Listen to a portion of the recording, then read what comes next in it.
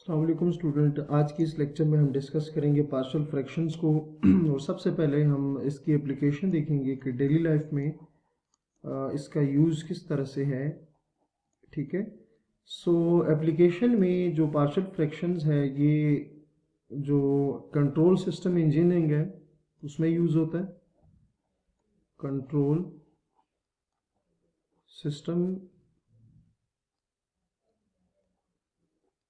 Engineering में इसको use किया जा सकता है।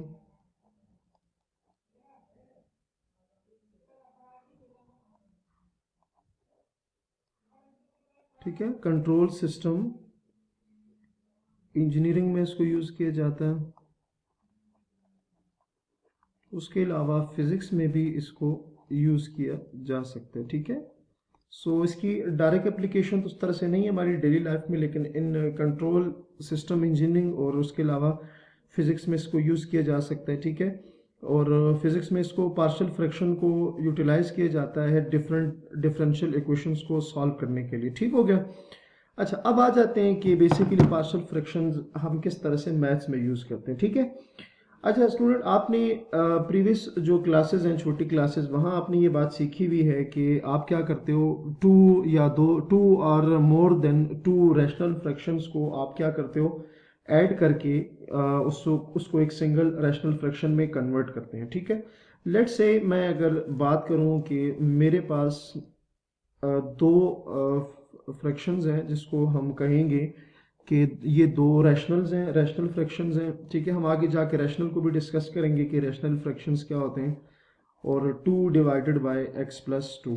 ठीक है।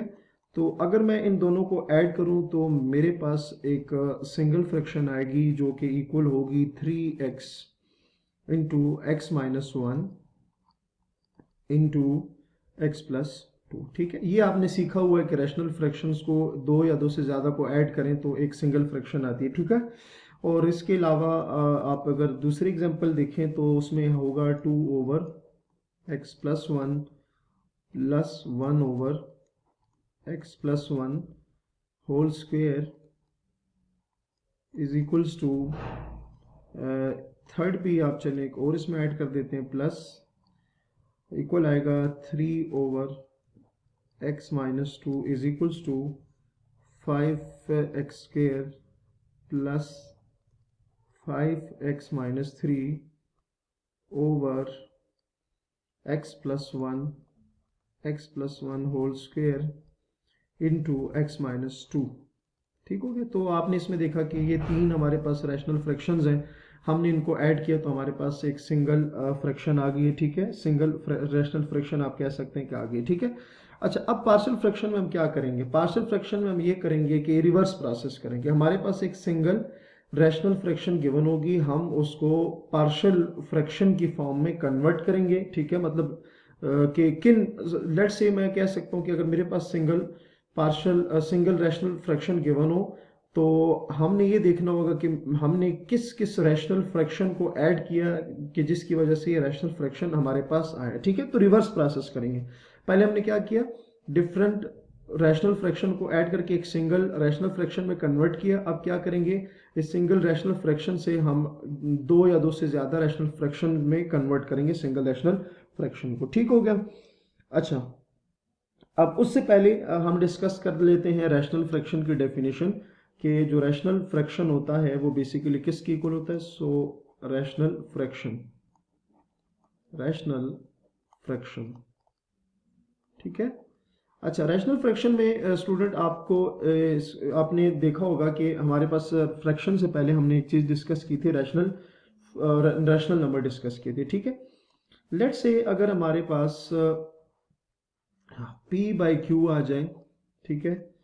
और p q belongs to Z से, मतलब सेट ऑफ नेचुरल नंबर से बिलोंग करे, और वो जो क्यू हो वो not is equals to zero हो, तो हम क्या कहते हैं कि ये जो पी क्यू होगा, ये पी क्यू जो होगा, then p divided by q is called a rational number, is called a rational number। ठीक हो गया। ये क्या होगा, एक रैशनल नंबर आ जाएगा।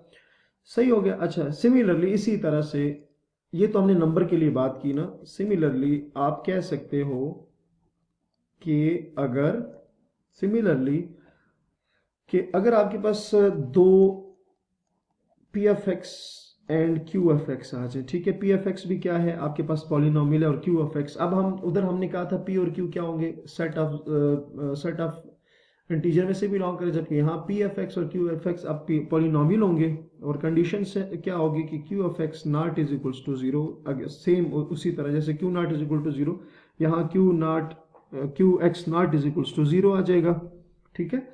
अच्छा, तो हम इस जो फ्रैक्शन होगी ना, इसको हम कहेंगे कि ये जो p by Q and q by P x over Q x जो है इज कॉल्ड, इसको क्या कहा जाएगा, इसको कहा जाएगा रैशनल फ्रैक्शन, ठीक है। रैशनल फ्रैक्शन, जिस तरह से नंबर के लिए डेफिनेशन क्या होती है कि p बाई क्यू होना चाहिए और p q belongs to z होना चाहिए और q not is equal to zero होना चाहिए, इस तरह हमारे पास p और x क्या होने चाहिए, p x क्या होना चाहिए, पॉलिनोमियल होना चाहिए, और q x क्या होना चाहिए, ये भी पॉलिनोमियल होना चाहिए, और q x not is equal to zero होना चाहिए।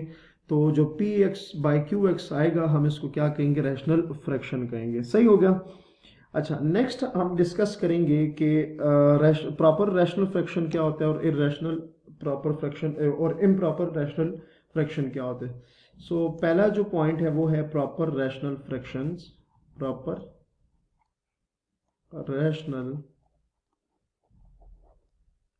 Rational fraction.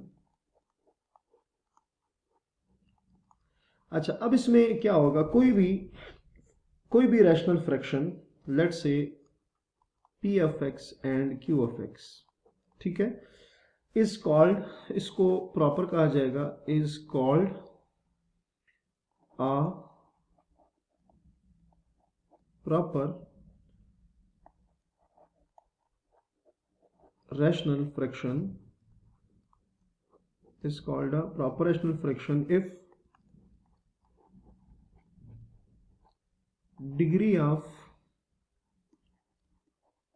p of x is less than degree of Q x, ठीक हो गया। अच्छा, हमने क्या कहा है कि P x and Q x को आप प्रॉपर रैशनल फ्रैक्शन कहोगे अगर पी ऑफ एक्स की डिग्री लेस आ जाए क्यू ऑफ एक्स की डिग्री से, ठीक है। अच्छा, एग्जाम्पल के तौर पर हम यहाँ एक दो एग्जाम्पल्स भी डिस्कस कर लेते हैं।